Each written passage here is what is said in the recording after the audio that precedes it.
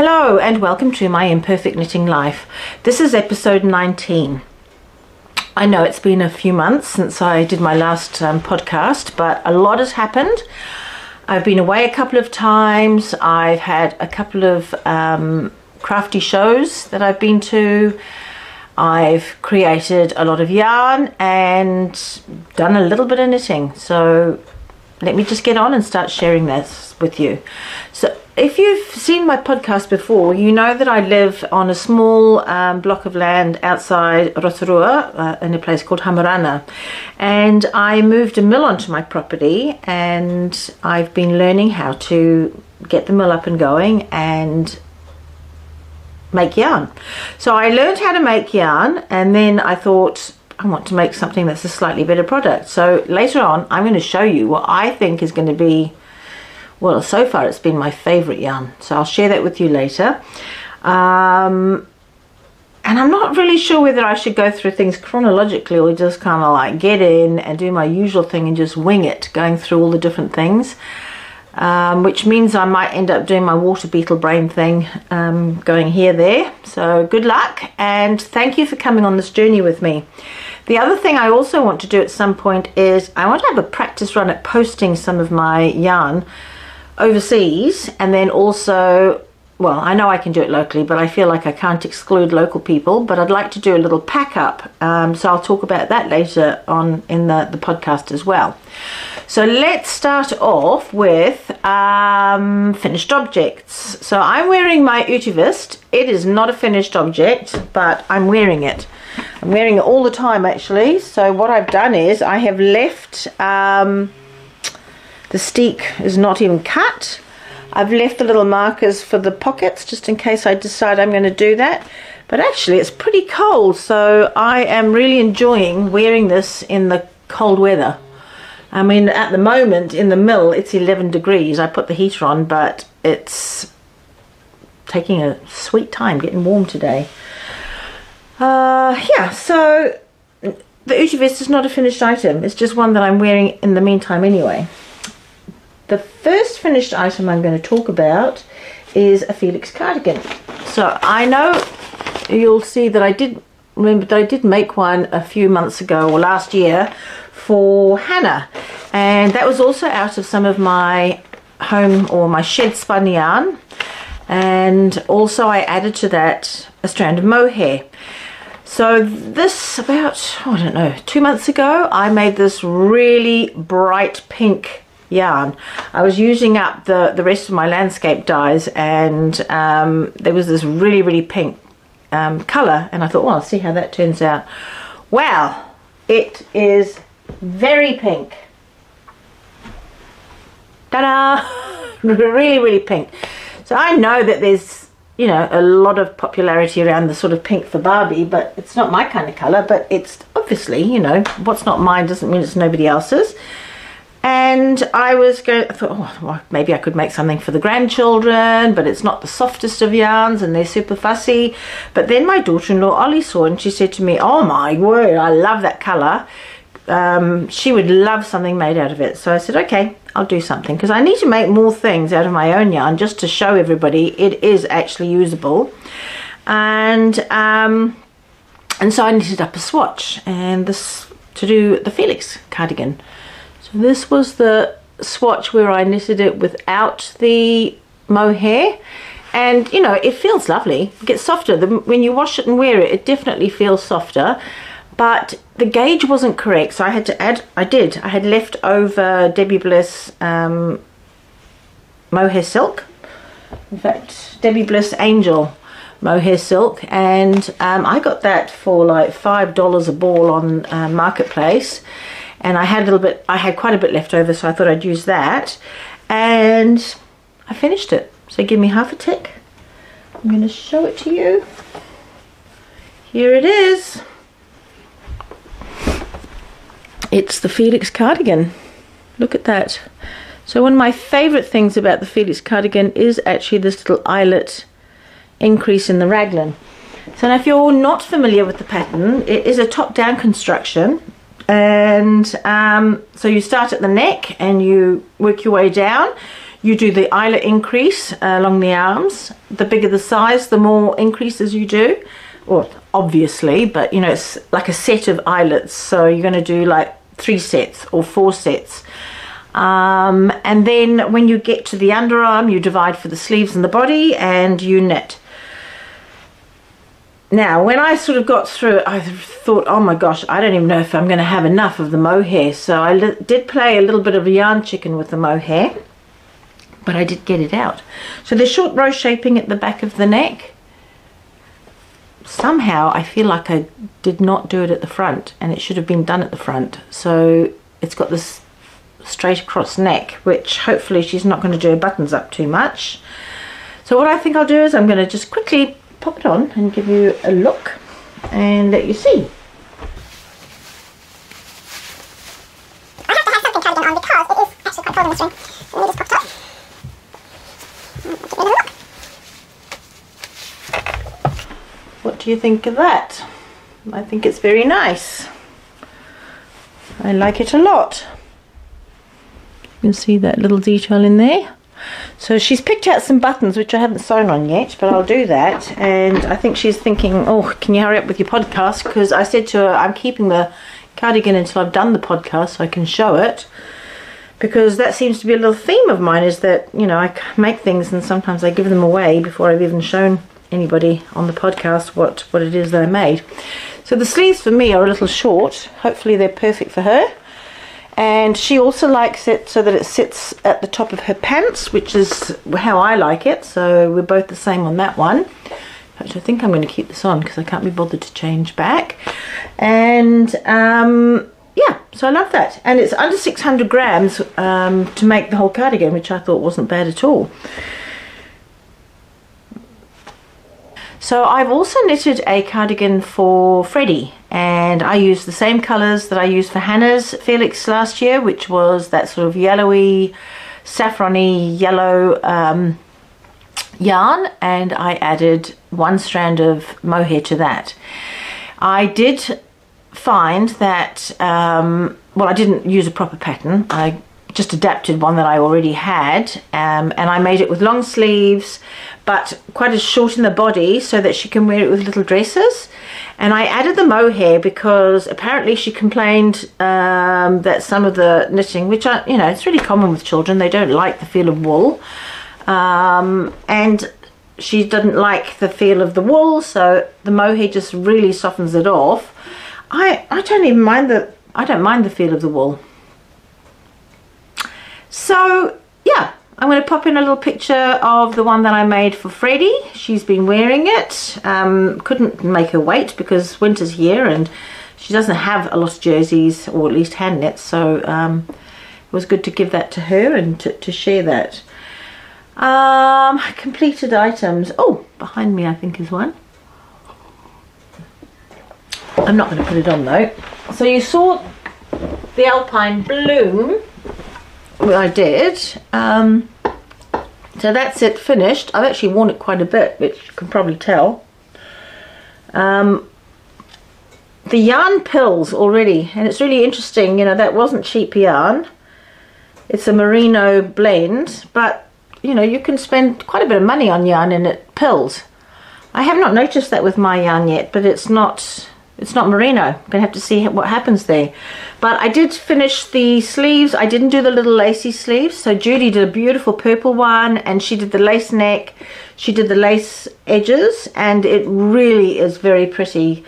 So much so that it's actually inspired me that I will give it another go. But next time I make this, I'm going to dye a variegated yarn for the yoke, and then do a very plain light colour like this for the bodywork. With this one I also played a little bit of yarn chicken, and I will make sure that I have got plenty of both so that I'm not having to cut any corners or anything like that. But that's the Alpine Bloom. So the Alpine Bloom is by, oh, let me have a look, Caitlin Hunter. And is that Boyland Knits? I can't even remember if she's Boyland Knits, but love it. In fact, I think it is, because that's also the Sol Dockner and I really want to do that. That's on my to-do list one day. Maybe I should do that before I do another alpine bloom. We'll see. So those are the completed objects that I've done. Actually, that's not true. I went on a little sock making splurge. So I've not been a great sock maker. I think that they're really fiddly, and the double pointed needles have been a pain. And then I've tried magic loop, which I didn't like, and I've tried, you know, 2 socks on 2 circs. Haven't enjoyed that. I had little short double pointed needles, longer ones, and I've just ended up kind of finding a little way that works for me now. And that was, you know, Marina, my friend, said, oh, don't go for the shorties, you need to have longer ones, longer double pointed needles, and I did that. So let me get back to the beginning. In February, I think it was, or March, I went to go and see Marina at her daughter's place in the South Island, outside Christchurch. And when I went there, before I left, I contacted my friend Jill, and she gave me a free sock pattern to try. It's called Basic 4-ply Socks. It's probably back to front for you, but Basic 4-ply Socks by Winwick Mum. And I made a pair of socks really quickly with some yarn that I'd actually bought in the States last year. Now I've lost the ball band, can't tell you what it is. But it is a merino nylon sock blend, and I followed the pattern to a T there. And so you basically do it from the cuff, and then you do a 2x2 rib. Once you get into the leg, you keep knitting for the length that you want. Then you do the heel flap, and that's in a, is that called a broken rib, where you do rib 1 row and then purl the next. And then you do the increases, do the foot of the sock, and then last of all decreasing and a bit of grafting at the end. So I did that pair, and then I went down to the South Island and saw Marina, and she said to me, oh, I don't even bother with a pattern, she just does the same one all the time. And all she does is she alters the length of the leg part, or the length of the foot, depending on who she's making it for. She actually does hers completely in rib, but I quite like them with the stockinette stitch. And so she showed me how to just work out to do the heel flap and then the increases to get it back to the foot, and I followed that pattern a little bit, and I've ended up now with, I think, 4 1, so that's 1 pair. I dyed this, don't love the colors, but you know, when it's in my shoe you're not going to see it. And then I made this, can't remember if I bought that, I think I bought it, I think I bought that when I was in the South Island maybe.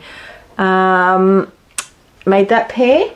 This yarn is from a mill in Christchurch, and they do a lot of sock yarn, which I think many of the indie dyers would be using to dye up and sell their product with. And I got one that was all wool.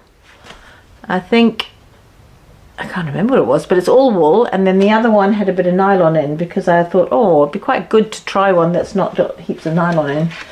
I've started this one here, but it's quite dark, so I haven't got that far with that one. And I also have done 1.5 socks in this, and I love it. Maybe that's the one I bought and I dyed the other one myself, the brown and blue one. This is way too uniformly nicely dyed for me. But anyway, no, this is a merino silk, and it was in my stash for like ages and ages. So it was really good to use. And then at one of the shows that we did in Rotorua, Judy, my friend, and she's been on the podcast before, she came along and she was selling these awesome little craft bags. So I just had to get one for myself. And what she's trying to do is use a lot of her stash, like she's got little felted bits from things that she's made, fabrics from when she did patchwork, and she's even used tea towels and clothes and all sorts of things, and she's made these little craft bags. I think she's got a little website where you can have a look at them if you're keen. And inside is a little pocket for your notions, like your markers or whatever, and then there's enough there. I actually had 2 little sock projects in there and it was big enough. But there's all sorts of patterns and colours and stuff like that, and I think they're really nice, so good on you, Julie. So that actually that's all of my completed objects. I do have some works in progress, and I think I'll start off with the halibut. So I started the halibut. So the halibut's by Caitlin. Is it also Caitlin Hunter? No, Boyland Knits. So the halibut is by Boyland Knits, and I started that last winter from with the yarn that I had dyed and then put through the spinning mill. So it's a Corriedale yarn. And I started the colour work. So when I was doing my, well, actually a couple of times now, Judy said to me, you need to have longer floats in your colour work, because if you don't have the long floats and you weave it in, because I was weaving it in a lot, and I can actually show you that on oops, I can show you that on this, because you see how close they're not even floats, it's just basically woven in.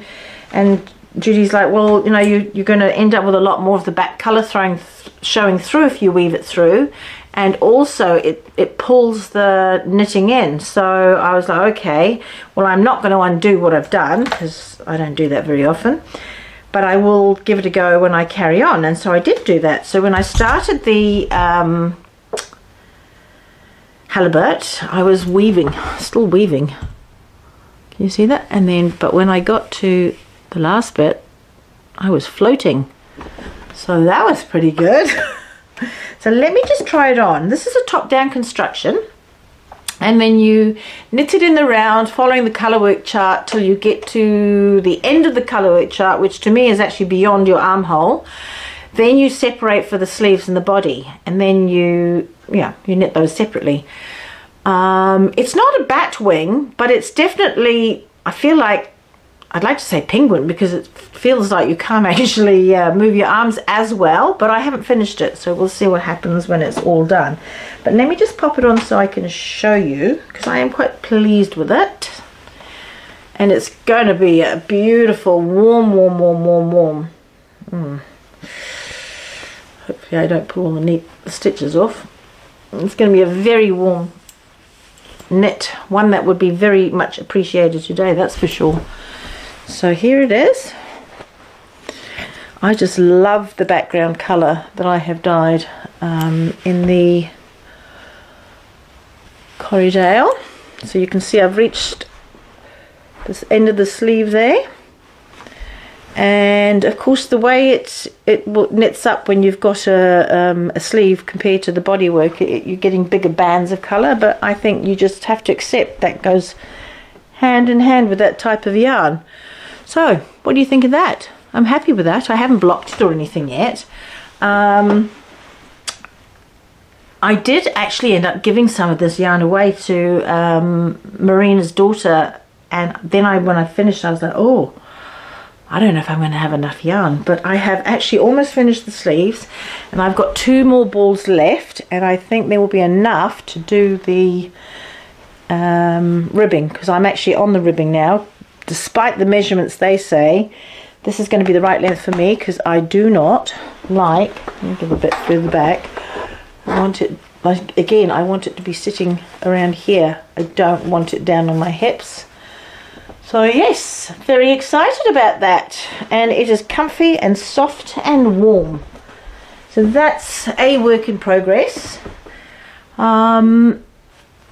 Quite a few people have made the halibut, and I will make it again. I keep saying that. I'm one of these people that if I like something, I do make it more than once. And to be perfectly honest, when you're paying what's the equivalent of, $15 in New Zealand for a pattern, it's, makes sense to make it more than once, because if you bought a $15 pattern every time you made something, that would make each garment quite a lot more expensive, wouldn't it? But all kudos to those people that design patterns. You deserve to be paid for them, and I'm very grateful that you do, especially beauties like this one. So yeah, that's my halibut. Next time I make it though, I'm going to do it the other way around. I'm going to have a dark fish and a light background. Not sure what colours yet. I've got plenty to choose from. So what did I like about this pattern? The actual design is very intuitive. It was a joy to knit, and I do like this turtleneck, or what we call a mock turtleneck, because it sits beautifully up. There's more than one neck design that you can do, but I'm like, if I'm going to have a warm jersey, well then I should probably have the neck up, then I don't have to wear a scarf with it. And I thought I was very clever, because when I went to the sleeves, I thought, okay, well I can't match things up exactly, but I made sure that I started with some yellow both sides, and that sort of variegated bit in there. I'm just so proud that I dyed that and spun it up. I just think they're just the most awesome colours. Yeah, so that is the halibut. I've actually made progress, and I think probably in the next few days it's going to be finished, and I will be wearing this. I'll be wearing it a lot this winter, I think. And then I'll tell you, because I can feel there's a little constriction, you know, when you go to lift your arms up, there's a slight constriction, but how often are you going above your head? Most of what we do, if you're not, you know, I'm not going to wear it in the mill, is not going to be above the head stuff, is it? The next work in progress I want to show you is a Galanta, which is by Carol Feller. And I asked Taylor said to me, oh, for my birthday, could you please knit me something? And I'm always open for that. And so she wanted a vest, so I sent her some patterns, and the one she picked out was the one I really did think that she'd like the most, and I loved it too. It's called Galanta by Carol Feller. So Galanta is it's a bottom-up construction. I'm going to pop a picture in here. You can do it in a vest, and you can do it in a sweater or a pullover. And Galanta start with the front hem, and you do some mock cables, and then you do the back hem, and then you join it together, and then you go in the round, and you knit in the round, continuing to do some of the mock cabling, and then it sort of tapers off, as you can see in the picture that I showed. And then you split it underarm so that you do the front and then you do the back, and then there's a sort of mock cable at the top of the front arms and the shoulders, sorry, and then the same on the back. There's two ways of finishing the vest off, so you can either, it's a v-neck, so you can either do a ribbed v-neck, ribbed arms, or an I-cord bind off. And so Taylor I've decided Taylor's going to have the I-cord bind off, but I started it in this yarn, which is another one that I spun up myself. Oops. Alright, so this is 50% South Suffolk and 50% alpaca, and it's a little heavier than the ones that I saw knitted by other people, and I do think it might be okay for a vest, but I think it's meant to be way more sort of area than this. I don't know what to say. I'm going to knit it, because I think the first time that you knit something, you're actually learning how the pattern works, and then if I don't like it, I can always undo it, or I would wear it myself. I'd wear it myself. If she doesn't like it, I'll wear it, and then I'll knit another one, which will be much better, because it'll be second time round. So I do like the mock cable, but when the way that Carol's written the pattern, I just feel like there's two rows too many between the little cabley bits, because it doesn't seem as much of a cable, whereas at the top here I took out 2 rows and I feel like it's way more cabley. So when I got to do the top back bit, I just did it the way I thought, which was 2 rows of the cable missing. So I'm not sure how that's going to impact on the actual length of the back. I might have to just kind of extend it a bit, extend the pattern a little bit, and so I can get the length that I need into the neck. Geez, I'm rambling a little bit with this one, but I feel like I'm at a point now where I'm going to have to concentrate when I do this knitting, because there's some short row shaping around the back of the neck, and I don't think I've ever done an I-cord bind off, so that's going to be like a whole new ball game. I've kind of avoided fiddly things like that and would go straight for the rib, but I'm going to give it a challenge. I'm going to give it a go and do that. So what do you think of this? Can you see, like, this is a green, but I added a brown alpaca to it, and you can sort of see like a brown halo in the yarn, which I think is very nice. It's a very soft but solid yarn. I think it would also make a very nice sort of shawl, because well, it's just so snuggly, really. But that is the Galanta by Carol Feller. I don't know if you follow Carol Feller on YouTube, but I discovered that she does this one podcast which she does answers people's questions about knitting and knitting procedures and stuff like that. So I think I'm going to start watching quite a bit of that, because I could do with a bit of help with some of my skills. I'm not an expert knitter. I'd say I'm an intermediate knitter. So it's good to challenge yourself and to see what other people do. In fact, if I watch it, I'm probably way more likely to give things a go. Alright, so what else is a work in progress? Socks in progress, the Galanta's in progress, the Halibut's in progress. I think that's it. So let me talk to you a little bit about the mill.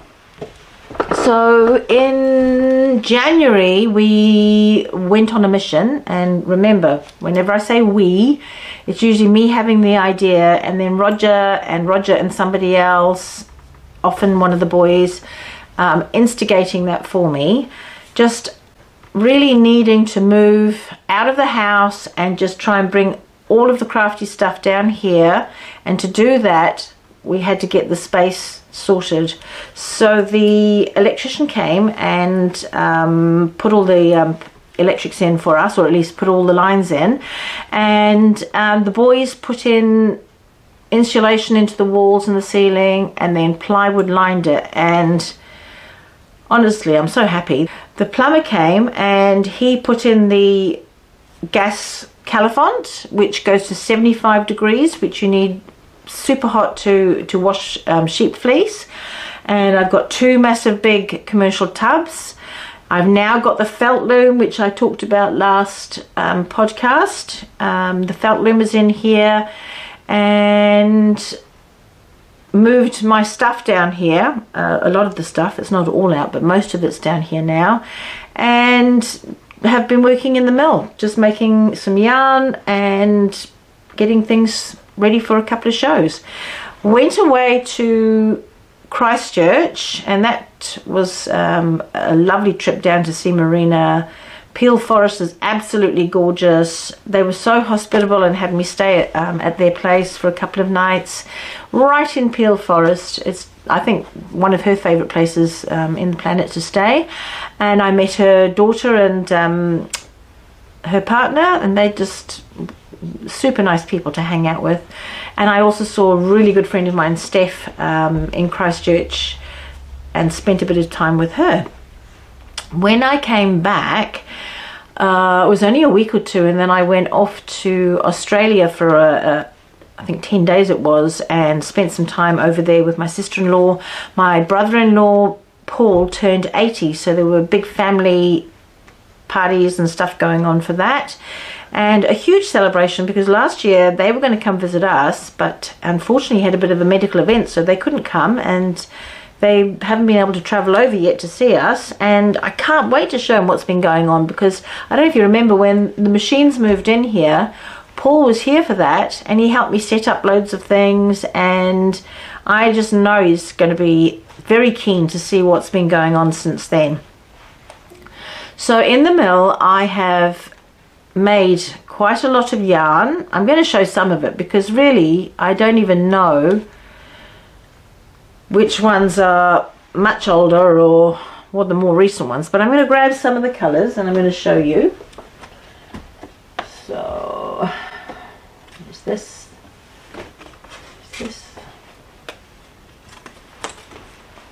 So that's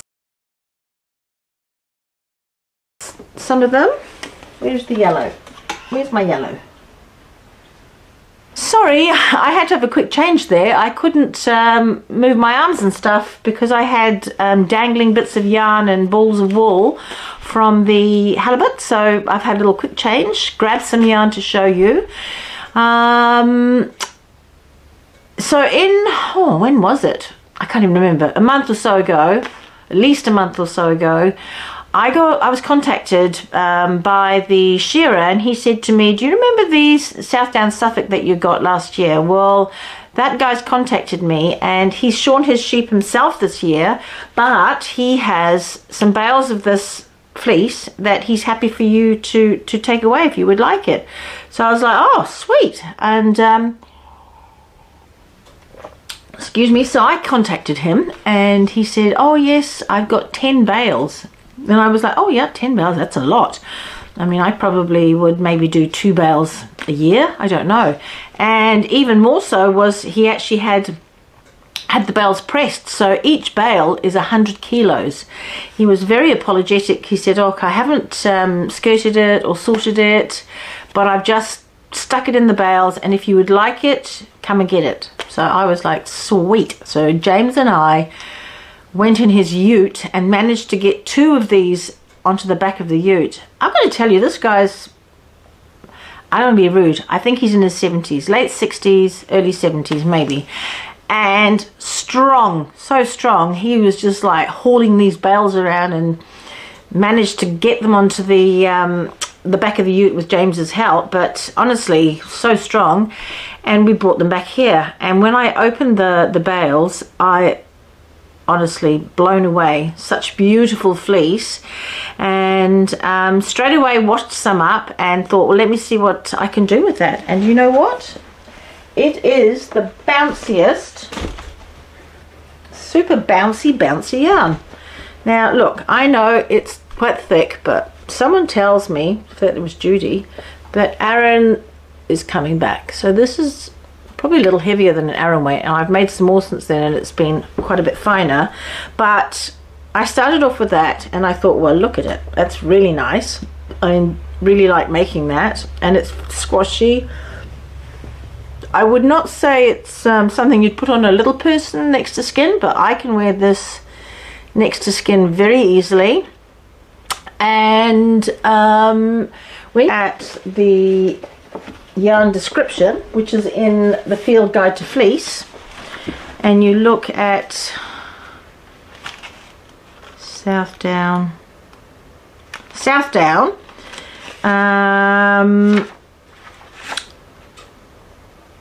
these yarns are great for socks, mittens, hats and everyday sweaters.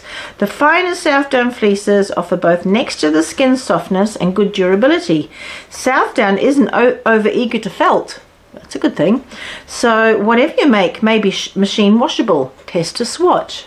So I can wear this next to skin, and it was a joy to work with.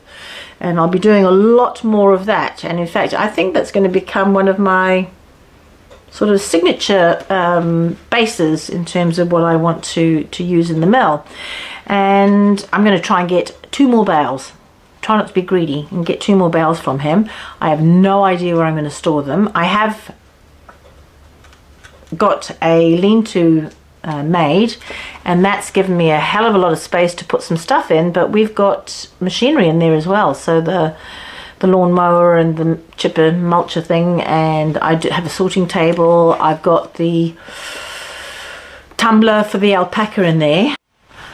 Sorry about that. I ended up having to delete a whole load of things because I'd run out of space on the card to do the videoing. Anyway, so I think I was up to, I'm happy to use the Southdown Suffolk. I'm going to dye a lot of that in the fleece.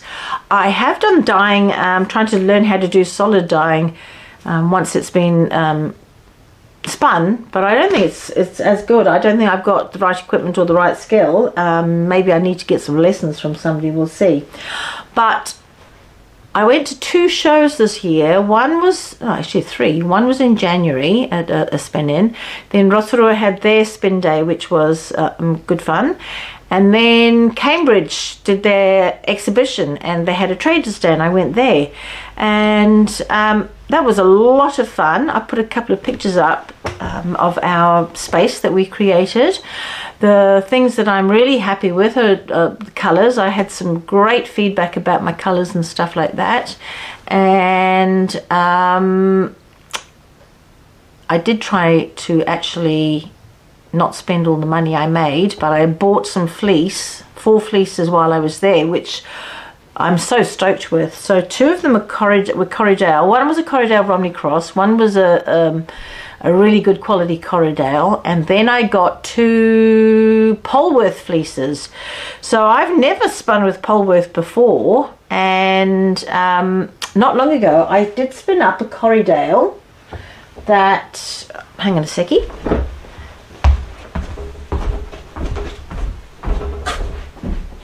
Okay, so in January at the spin-in in Morrinsville, I picked up a Corriedale fleece and spun that up, and this is what I got from that. And you know, it's actually very nice. Again, this to me, I would wear next to skin. I don't know, a baby would wear it, but you know, I can wear that next to skin and it's really nice. But when I was in Cambridge, I bought a Polwarth fleece, and a Polwarth, I don't know if you know what a Polwarth fleece is, but Polwarth is a breed that was developed in Victoria in Australia by one farming family, and it's a cross between a Merino and a Leicester. So if you look at Merino and Leicester in terms of softness, they is it Leicester or Lincoln? Hang on.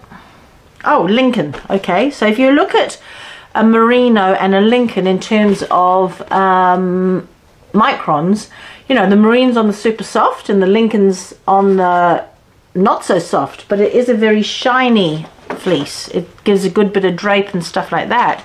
So this farm family, they developed this cross between a Merino Lincoln, and they called it a Polwarth. And I did actually see an interview with him on Fruity Knitting. So if I were you, I'd look it up, Polwarth fleece on Fruity Knitting, and have a look at that interview, because he talks about how that was developed and why it was developed. And where I'm going with this is, if I look at the Corriedale, which is similar softness, not quite as soft as the Polwarth, can you see the difference in terms of sheen and drape? That's super bouncy, but that's got a bit more drape. So I bought this Polwarth fleece and I dyed it in the fleece yellow and brown, and then I put it through the carder and stuff like that, and it ended up this beautiful, I don't know whether to call this like an olivey colour. I'm not going to call it khaki because it's too sheeny for that. But when you look at the microns, it's pretty similar. It's on the one end of Merino, so it's very, very soft, but it actually does have that sheen that the Lincoln has. And I've got to say, as of today, this is my all-time favourite fleece to have worked with. And I contacted the lady. She's got a very small flock, and she lives in Te Awamutu, which isn't too far away from me, about an hour and 3/4 to drive there. And I'm going to pop over and get some more fleeces from her. So I'm going to have a very limited amount of that because her flock's quite small, but I'm going to put it on my mental wish list, my mental radar, to try and get some more Polwarth fleeces and work with those, because this is baby soft, next to skin, like vest next to skin softness yarn. Absolutely delicious, and that's going to be one of my signature yarns as well. So my big decision that I've made is I'm going to work through the fleece that I've got, but I'm not going to necessarily use it for spinning up. I might use it for blending, and I've also started making dog beds, which I'm filling coffee sacks with washed clean fleece, and I'm going to try and move those along on Marketplace and see what happens with those, because that means the fleece is being used and I've washed it. Yeah, see what happens there. What else? I feel like I've been talking for ages, but I'm sure there's so much more I wanted to tell you about. Oh, this is another one that I've washed and dyed. So this is 50% South Suffolk, 50% alpaca, and it was a sort of oatmeal-y colour, and then I dyed it in a pink, and I've done a matching, well, in the same colour on that white mohair, and I'm going to think of something to make with that. Probably not a Felix, but who knows, it could be a Felix. I even think this yarn would be fabulous for the Galanta. So I've got over 1 kilo of this, so I think I could easily make a Galanta vest and another cardigan out of that. Yeah, so watch this space. One of the things I've done when I've prepared my yarn for selling, and is I've had to go through this whole process of how you package it, and I started off doing little bands around the yarn balls, but number one, they kept tearing, and I just found them really fiddly to do. So I then started doing little labels, and I'm trying to perfect the little label thing now. So I'm going to get the printer to print me a whole bunch of those off, and then when I do label each one, I'm going to put on batch numbers, because I have such a lot of trouble thinking about names for my colors, and you know, I don't have like a team of people here helping me do this, and because what I do is small batch everything, I thought what I could do is small batch number them, because even if I follow a formula, I don't think I'm ever going to be able to exactly recreate another batch. So, you know, my focus really is that I'm doing small batches. I don't want to say it's factory made or anything like that, because it's not a factory, but it's not handmade, and artisanal kind of makes me think, oh, I should be an expert at it. So I've kind of got this little phrase at the moment where it's shed made, because it is made in a shed, and yeah, that's just what I think, how I think I want to describe my yarn. So don't know what you guys think of that. Don't know what you think of my ideas. I also want to tell you that I am very, very, very close to putting up a website to market some of my shed made yarn, and in an effort to have a practice run with that, I really need to post overseas a packet of yarn. And I know I can send it locally, but I'm going to do one packet to an overseas address, preferably the States or Europe, and one packet I'll do locally. So if you would like to be the person that gets that, I'm worried about saying certain words, because someone says to me you get hacked if you say certain words, so I don't want to say the words. But if you put your name, make a comment below, I will find a way of randomly picking someone, so that I can post you some yarn. So what I'm going to do is I'm going to post enough to make a vest. So probably about 500, you know, I made the Felix cardigan with 600, so probably 500 to 600 grams of yarn. I did pick out a pattern which I thought would be quite nice to do, and I'll pop a picture in here, but obviously you make whatever you want with the yarn. But it's called the Huldra, which is a vest, and it's a top down vest. This is it in black and white. It's a free pattern, So you'd be able to download that for yourself, and you start at the neck, and then there's also a YouTube video tutorial on how to do the increases and stuff like that. And I think that would be a super snuggly one to make.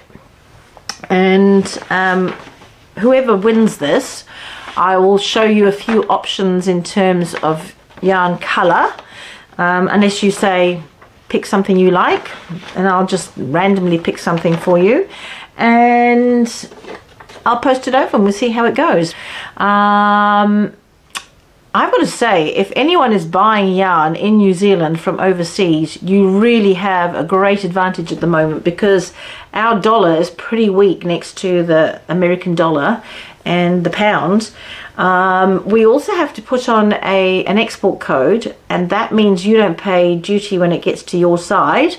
Especially like the UK, I sent a gift over and they wanted them to pay some sort of duty, but if you actually list the export code, as far as I know, it's duty free then, because there's a free trade agreement between Britain and New Zealand.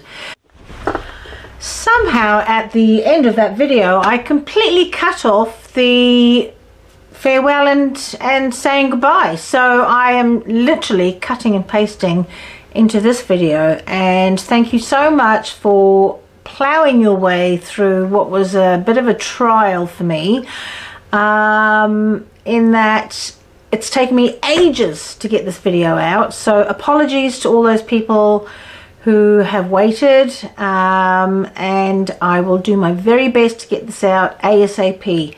Thanks for watching. Please put your name in the comments so that I can put you in the draw to get some free yarn, and I'll see you next time. Hopefully not another 3 months. Take care. Bye.